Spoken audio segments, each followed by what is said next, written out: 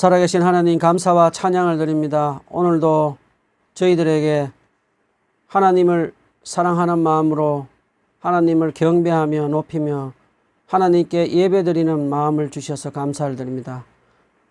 감사하신 하나님, 오늘도 부족한 제가 하나님의 말씀을 들고 섰습니다. 주의 성령으로 지혜와 능력으로 덧입혀 주시고 하나님의 말씀을 깨끗하게 전하는 통로로 사용해 주시옵소서.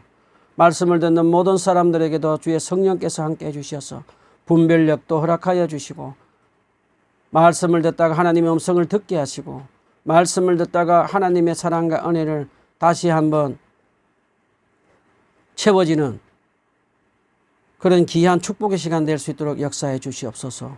예수 그리스도의 이름으로 기도합니다. 아멘.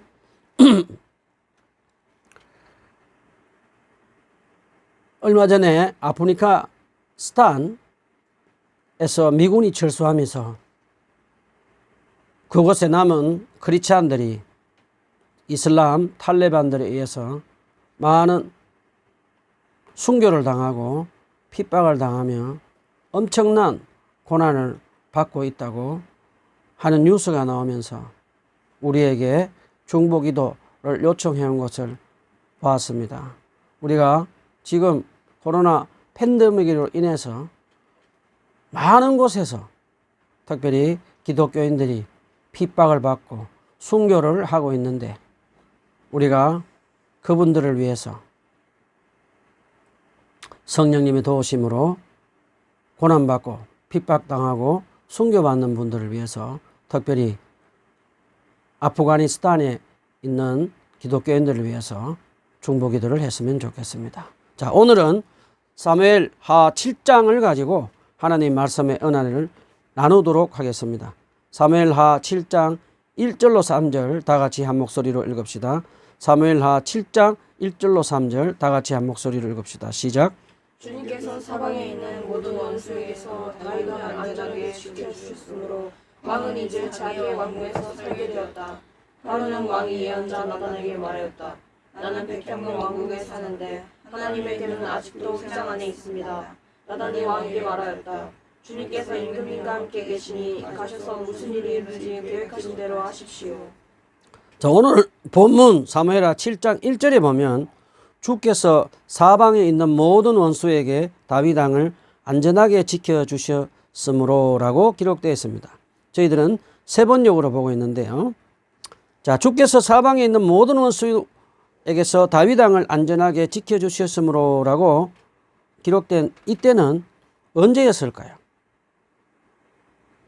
다윗 왕이 사무엘하 8장 2절로 14절에 보면 주위에 있던 블레셋을 항복시키고 이방 민족들을 다 물리친 뒤에 라는 뜻이고, 다윗 왕이 이때는 집권 말기에 있었던 그런 평안한 그런 시대였습니다.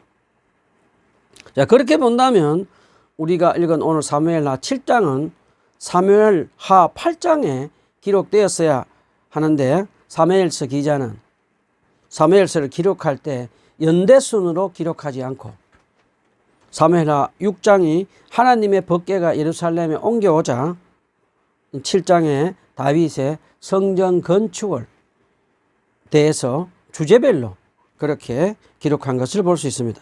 자, 사무엘하 7장 1절에 보면 하나님의 도우심으로 다윗 왕은 사울 왕을 도망다녔던 시간도 지나고 사방에 있던 모든 특별히 블레셋도 물리치고 이방 민족들을 물리치고 모든 원수들을 물리친 다음에 다윗 왕은 이제 평화로운 상태에서 백항목으로 지은 예루살렘 왕궁에서 지냈습니다. 그러던 어느 날 다윗은 자기는 백향목으로 만든 왕궁에서 지내고 있는데 하나님의 법궤는 천으로 만든 성막에 있는 것을 보면서 이제 안타까운 마음이 들어서 다윗은 성전 건축을 하려고 하는 마음을 이제 생겨서 이제 그것을 계획하게 됩니다. 자, 다윗은 어느 날 이제 나단 선지자에게 하나님이 성전을 짓는 계획을 말을 합니다. 그러자 나단 선지자는 기뻐하면서 흔쾌히 다윗 왕의 계획에 동의를 합니다. 그동안 나단 선지자는 지금으로 말하면 담임 목사인데 많은 사람들이 자기에게 기도를 부탁할 때 자기들의 필요한 것들만 구하는 그런 기도를 부탁을 했는데, 그 반대로 다윗 왕은 이제 하나님께 드릴 것, 하나님의 성전을 건축한다고 하니까 나단 선지자는 마음이 기뻐서 흔쾌히 다윗 왕의 성전 건축에 이제 한껏 고무되어서 이제 허락을 합니다. 자, 나단은 다윗 왕에게 주께서 임금님과 함께 계시니 가셔서 무슨 일이든지 계획하신 대로 하십시오라고 대답을 합니다. 그런데 그날 밤 하나님은 나단 선지자에게 나타나셔서 다윗이 성전 건축을 하는 것을 반대하십니다. 하나님은 단호하게 나단 선지자에게 다윗 왕이 성전 건축을 하지 말라고 말씀을 하십니다. 그러면서 하나님은 나단 선지자를 통해서 다윗 왕의 성전 건축을 반대하는 이유를 이제 말씀을 하십니다. 본문 사무엘하 7장 5절에서 하나님은 나 주가 말한다. 내가 살 집을 내가 지으려 하느냐라고 질문을 하십니다. 우리 여기서 하나님이 다윗에게 하는 질문을 한번 생각해 봅시다.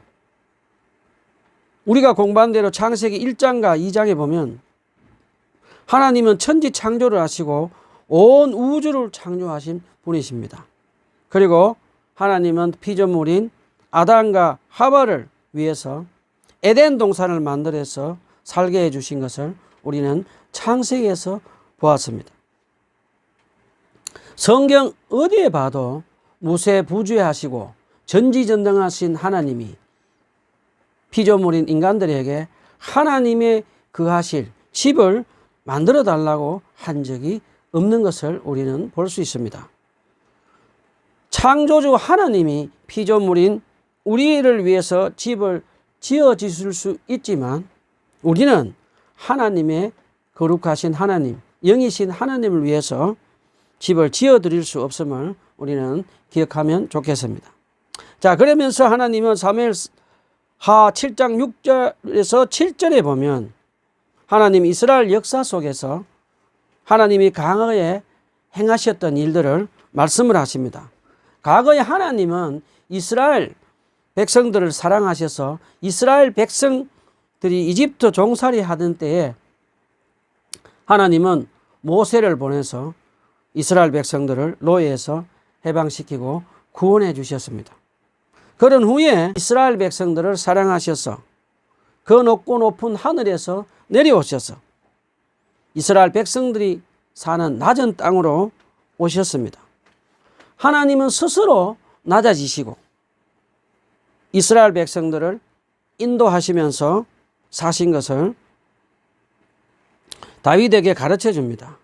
하나님은 옮겨 다니는 성막에 거하시면서 이스라엘 백성들을 사랑하시고 인도하시며 함께 하신 것을 다윗에게 지금 가르쳐 주고 계십니다. 그러면서 하나님은 한 번도 어느 지파, 12지파 이스라엘 지파 중에서도 하나님을 머물 거하실 집을 지어달라고, 특별히 백향목으로 만든 성전 건축을 해달라고 부탁하신 적이 없다라고 하나님은 다윗에게 가르쳐 주십니다. 자, 하나님이 원하시는 것은 이스라엘 백성들이 하나님이 자기들을 사랑하셔서 그 높은 곳에서 낮은 곳으로 내려오셔서 이스라엘 백성들의 마음속에 거하시길 원하시며 이스라엘 백성들이 하나님을 사랑하는 마음으로 예배를 드리는 것을 하나님은 원하셨습니다. 자, 신약에 보면 눈에 보이지 않던 하나님이 이스라엘 백성들을 사랑하셔서 천으로 만든 성막에 계시면서 이스라엘 백성들을 사랑하시고 인도하시며 함께 해주셨듯이 이제 신약에서는 눈에 보이는 하나님이 이 땅에 오셨습니다. 하나님의 아들 예수 그리스도께서 그 높은 하늘에서 낮고 낮은 이 땅에 오셔서 가난하고 소외되고 아픈 병자들을 사랑하셔서 구원하시며 함께 낮은 곳에 거하신 예수 그리스도께서 이 땅에 오신 성육신 하신 것을 우리는 알 수 있습니다. 자, 하나님은 이스라엘 백성들이 하나님의 사랑을 알고 하나님이 그들의 마음 안에 계시며 진정한 마음으로 하나님께 예배 드리는 것을 원하셨습니다. 그런데 잠깐 우리 여기에서 그 당시에 다윗과 함께 있던 이스라엘 백성들의 신앙 상태를 한번 알아봅시다.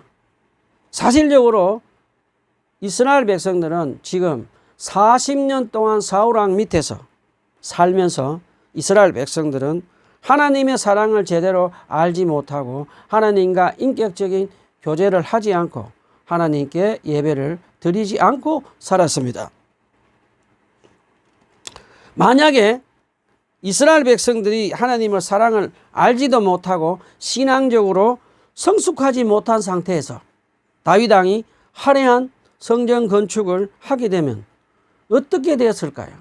한번 상상해 봅시다. 예루살렘의 성전 건축이 시작되면 화려한 백향목과 대리석으로 채워지며 수많은 목수들과 석수들이 망치 소리와 백향목을 자르는 톱을 켜는 소리와 정으로 돌을 깨는 소리와 건물을 설계하고 디자인하는 인테리어하는 수많은 사람들의 목소리가 어우러지면서 웅장한 건물이 지어져 갈 때 아직 하나님의 사랑과 은혜를 모르고 성숙하지 못한 이스라엘 백성들은 눈에 보이지 않는 하나님보다 눈에 보이는 화려한 성전을 우상처럼 섬기게 되었을 것입니다. 그 다음에 하나님은 신앙이 성숙하지 못한 이스라엘 백성들이 다윗 왕이 성전을 건축을 하게 되면 눈에 보이는 다윗 왕에게 집중하고 눈에 보이지 않는 이스라엘의 진정한 왕이신 하나님께 집중하지 못할 것을 하나님께서는 아셨습니다. 그래서 하나님은 다윗 왕이 성전 건축을 하면서 왕의 권력에 취해서 사울 왕처럼 교만해지는 것을 막아주신 것을 우리는 볼 수 있습니다. 하나님은 이스라엘에 있어서 새롭게 하나님이 통치하는 다윗의 신정 왕국에서 신앙적 부흥을 이루기 위해서는 먼저 필요한 것은 외면적인 성전 건축보다는 내면적으로 이스라엘 백성들 안에 하나님이 온전히 거하실 수 있도록 영적 자세를 가다듬는 일이 우선인 것을 가르쳐 주시고 계십니다. 자, 이제 하나님은 이스라엘 백성들이 아직 신앙적으로 준비가 되지 않아서 다윗 왕의 성전 건축을 반대하신 것을 가르쳐 주신 후에 우리가 잘 아는 대로 하나님은 아브라함과 언약을 맺으셨지. 이제 하나님은 다윗 왕과 언약을 맺습니다. 사무엘하 7장 8절 11절에 보면 하나님은 천한 목자 출신 다윗을 사랑하셔서 이스라엘의 왕으로 삼으시고 그의 모든 원수들을 물리치신 다음에 하나님은 다윗을 이제 위대한 사람으로 높여주겠다고 약속을 하십니다. 결국 이 하나님의 약속은 다윗에 대한 축복일 뿐만 아니라 그 후손에 대한 축복도 포함됩니다. 그리고 궁극적으로는 다윗의 후손으로 태어나실 그리스도, 예수 그리스도에 대한 예언이라고 할 수 있습니다. 그 다음에 하나님은 다윗에게 사사시대처럼 원수들에게 침략도 받지 않고 평화롭게 다윗을 살게 해주면서 다윗의 가문을 번성케 하며 그의 나라를 견고하게 해주겠다고 약속하십니다. 하나님이 다윗과 맺은 약속의 궁극적인 의미는 마태복음 1장 1절로 16절에 있는 다윗의 후손으로 오신 예수 그리스도로 말미암아 성취될 메시아 왕국의 건설임을 가르쳐 줍니다. 자, 이제 하나님은 다윗의 미래에 대한 약속도 지금 해주시는 것을 우리가 볼 수 있습니다. 사무엘하 7장 12절에서 16절 다 같이 한 목소리로 읽어봅시다. 사무엘하 7장 12절에서 16절 다 같이 한 목소리로 읽어봅시다. 시작. 너의 생애가 다하여서 내가 너의 조상들과 함께 묻히면 내가 내 몸에서 나올 자식을 후계자로 세워서 그의 나라를 튼튼하게 하겠다. 바로 그가 나의 이름을 드러내려고 집을 지을 것이며 나는 그의 나라의 왕위를 영원토록 튼튼하게 하여 주겠다. 나는 그의 아버지가 되고 그는 나의 아들이 될 것이다. 그가 죄를 지으면 사람들이 저의 자식을 매로 때리거나 채찍으로 치듯이 나도 그를 징계하겠다. 내가 사울에게서 나의 총애를 거두어 나의 앞에서 물러가게 하였지만 너의 자손에게서는 총애를 얻지 아니하겠다. 내 집과 내 나라가 내 앞에서 영원히 이어갈 것이며 내 왕위가 영원히 튼튼하게 서 있을 것이다. 17절도 다 같이 읽어봅시다. 시작. 나는 이 모든 말씀과 계시를 받은 그대로 다윗에게 말하였다. 자, 인자하고 자상하신 하나님은 다윗에게 다윗 왕이 죽고 난 후에 그의 후손인 솔로몬을 왕위로 이어가게 하고 또 다윗의 후손들의 왕위도 계속 지켜주시고 다윗 왕이 그렇게 원했던 성전 건축도 솔로몬 왕을 통해서 이루겠다고 하나님은 약속해 주십니다. 자, 사무엘하 7장 13절에 보면 그가 나의 이름을 드러내려고 집을 지을 것이며 라고 기록된 것 있습니다. 이 집은 솔로몬에 이어서 지어질 성전을 1차적으로 말씀을 합니다. 그 다음에는 하나님의 존재와 영광을 영원히 드러내주는 예수 그리스도와 그의 교회와 그의 영원한 나라까지도 의미하는 것을 우리에게 가르쳐 줍니다. 본문 사무엘하 7장 14절에 보면 나는 그의 아버지가 되고 그는 나의 아들이 될 것이다 라고 기록되어 있습니다. 자, 하나님이 다윗과 맺은 이 말씀은 구약에서는 부분적으로 이루어졌습니다.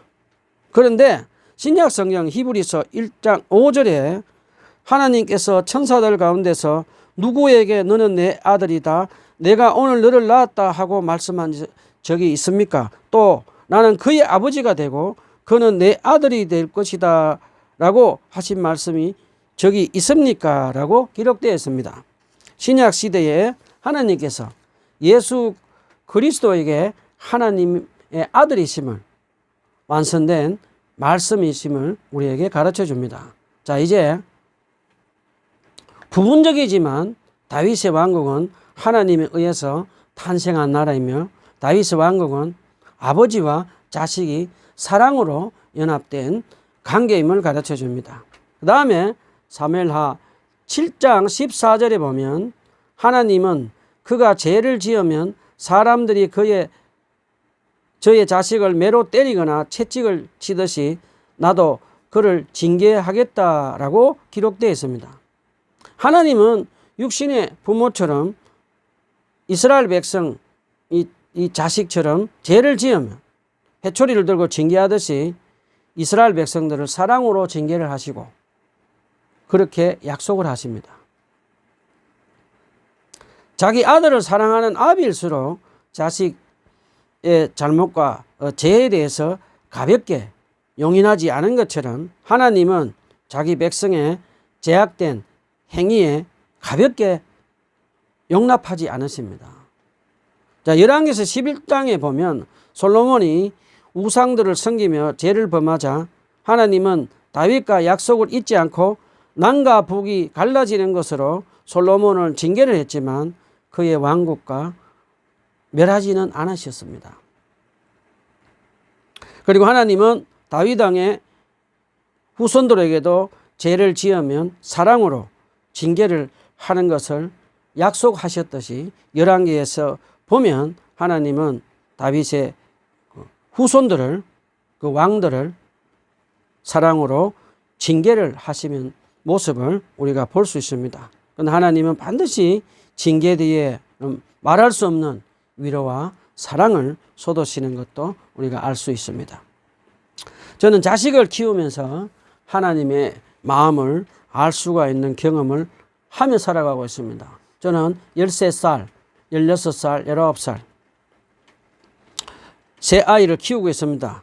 그런데 제가 제 세 아이들을 교육을 시키다 보면 가끔씩 자식들이 제 말을 듣지 않고 속을 썩일 때가 있습니다. 몇 번씩 경고를 주었는데도 제 말을 들을지 않을 때는 가슴이 아프지만 저는 회초리를 들고 매를 댑니다. 왜냐하면 자식들이 죄를 짓고 잘못된 길로 계속 가는 것을 방치할 수 없기 때문에 저는 몇 번 경고를 하고 몇 번 주의를 줬음에도 불구하고 제 말을 듣지 않을 때는 저는 회초리를 들고 매를 듭니다. 사실 회초리를 들고 자식들을 매를 댈 때는 가슴이 아픕니다. 그렇지만 잘못된 길로 가서 죄를 짓고 멸망당하는 것보다 사랑으로 회초리로 매를 들면서 징계를 하는 것이 어떤 것인가를 저는 자식 교육을 통해서 많이 배웠습니다. 저는 제 자식들을 매를 들고 이제 징계가 끝난 후에 저는 제 자식들을 안아주기도 하고 제 자식들이 잘 때 방에 가서 몰래 이불을 덮어주기도 하며 하나님이 이스라엘 백성들을 사랑으로 징계하시는 마음을 경험하며 살고 있습니다. 자, 사무엘하 7장 15절 16절 다 같이 한 목소리로 읽어봅시다. 사무엘하 7장 15절에서 16절 다 같이 한 목소리로 읽어봅시다. 시작. 내가 사울에게서 나의 충의를 거두어 나의 앞에서 물러가게 하였지만 너의 자손에게서는 충의를 거두지 아니하겠다. 내 집과 내 나라가 내 앞에서 영원히 이어갈 것이며 내 왕위가 영원히 튼튼하게 서 있을 것이다.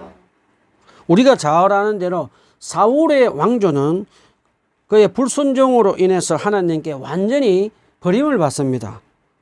그 반대로 다윗 왕조는 그와 그의 후손들이 죄를 범할 때 징계를 하시지만 결코 다윗의 왕권을 폐하거나 빼앗지는 않으시는 것을 봅니다. 그리고 하나님은 끝까지 그의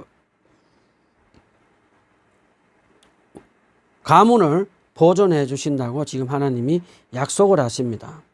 다윗 가문이 이 같은 약속을 받게 된 것은 다윗이나 그의 후손들의 어떤 인간적인 노력이나 공로 때문이 아니고 오직 하나님의 은총이 은혜가 다윗 가문에 함께 했기 때문인 것을 우리에게 가르쳐 줍니다. 자, 우리 여기서 잠깐 사울왕과 다윗왕을 한번 비교해 봅시다.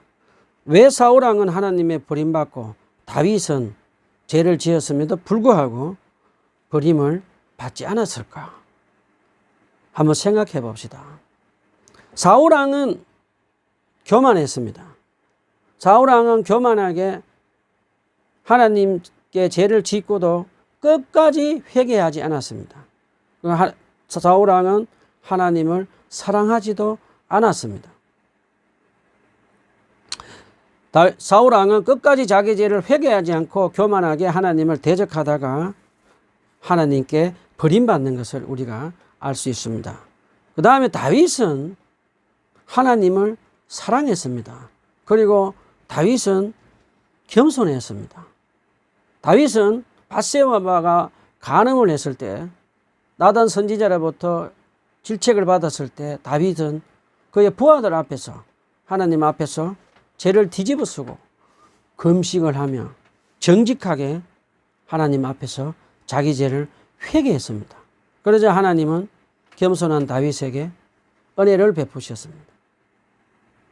하나님은 교만한 자를 대적하고 겸손한 자를 높여주시는 그런 하나님이심을 우리가 배웠으면 합니다.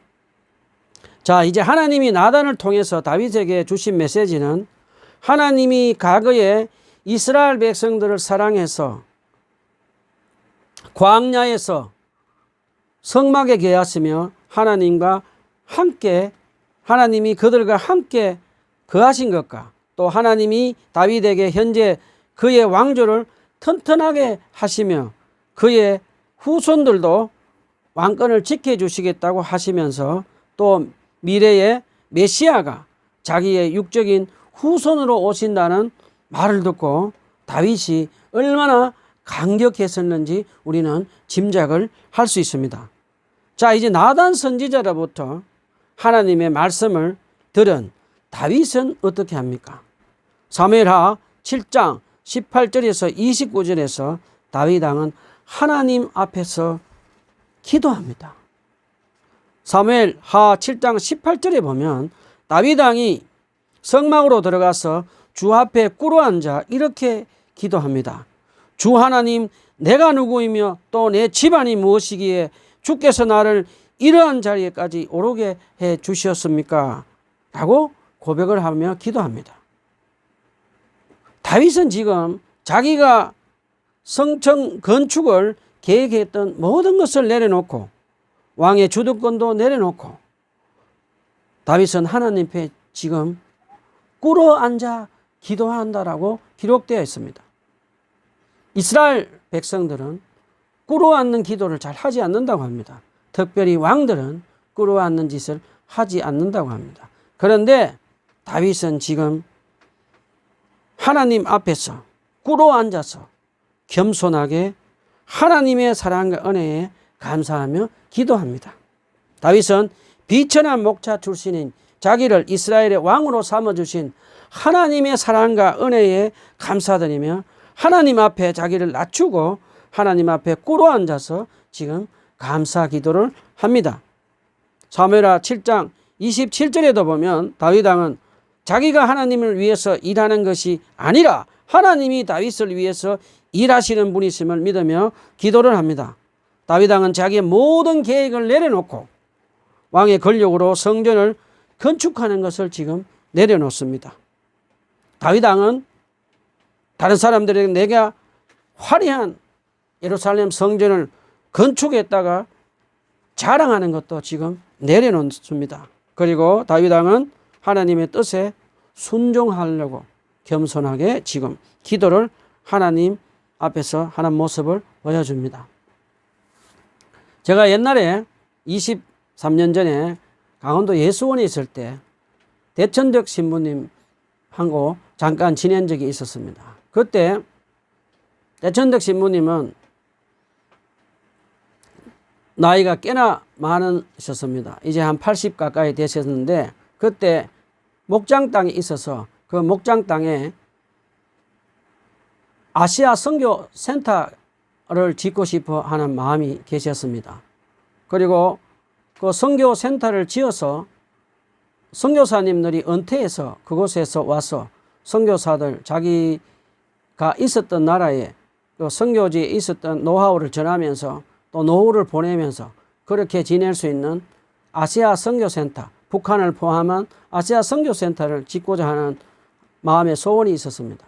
그래서 대신부님은 땅도 사줄 사람도 이제 나타나고 해서 그것을 짓겠다고 이제 계획을 발표를 했습니다. 그런데 하나님은 그 회원들이 있는데 회원들과 계속해서 회의를 하고 기도를 한 결과 이제 세계 아시아 선교센터를 짓는 것을 이제 반대에 부딪히면서 할 수가 없었습니다. 그런데 대신부님은 겸손하게 하나님 뜻으로 받아들이고 그 아시아 선교 비전 센터를 내려놓는 모습을 보았습니다. 우리가 하나님의 일을 하는 것이 아니고 하나님이 일을 하시고 또 우리가 하나님을 위해서 무엇을 하는 것이 아니고 하나님이 우리를 위해서 무엇을 하신다는 것을 우리가 잊지 말고 겸손하게 하나님의 뜻에 순종하는 저와 여러분이 되었으면 좋겠습니다. 자, 말씀을 정리합시다. 오늘 다윗은 자기의 소원인 그 성전 건축이 하나님에 의해 거절되었음에도 불구하고 다윗은 하나님께 원망과 불평을 하지 않고 도리어 하나님께서 약속하신 미래의 축복에 대해 기뻐하고 감사하는 기도하는 것을 배웠습니다. 다윗 왕은 비천한 자기를 하나님의 사랑과 은혜로 이스라엘의 두 번째 왕으로 삼아주신 하나님을 잊지 않고 기억하며 다윗은 기도를 하거나 무엇을 하든지 하나님의 말씀과 하나님의 뜻에 겸손하게 살며 기도하는 모습을 우리에게 가르쳐 주었습니다. 우리 과거를 한번 생각해 봅시다. 저와 여러분은 과거에 내 뜻과 욕심대로 살면서 교만하게 하나님을 대적하며 사탄의 죄와 사망의 지옥의 권세에서 살았던 사람들이었습니다. 죄인이었던 저와 여러분을 사랑하신 하나님의 아들 예수 그리스도께서 저와 여러분의 죄를 대속해 주시고 십자가 위에서 피 흘려 죽으신 예수 그리스도의 십자가에 그 대속하신 은혜를 받고 우리 죄를 용서받고 성령님을 우리 마음에 모시고 하나님을 아바 아버지라 부르며 하나님의 사랑받는 자로 살며 영원한 생명을 받아 누리게 해주신 것을 잊지 말고 기억합시다. 우리가 무엇을 하든지 하나님 앞에서 우리 뜻을 내려놓고 나를 사랑하사 자기 몸 버리신 하나님 아들 예수 그리스도의 말씀을 듣고 예수 그리스도의 뜻에 겸손하게 순종하며 기도하는 다윗처럼 살아갑시다. 야고보서 4장 10절에 하나님은 교만한 자를 물리치시고 하나님 앞에서 자기를 낮추는 겸손한 자에게 하나님의 은혜를 베푸시고 높여주시는 것 기억하며 삽시다. 기도합시다.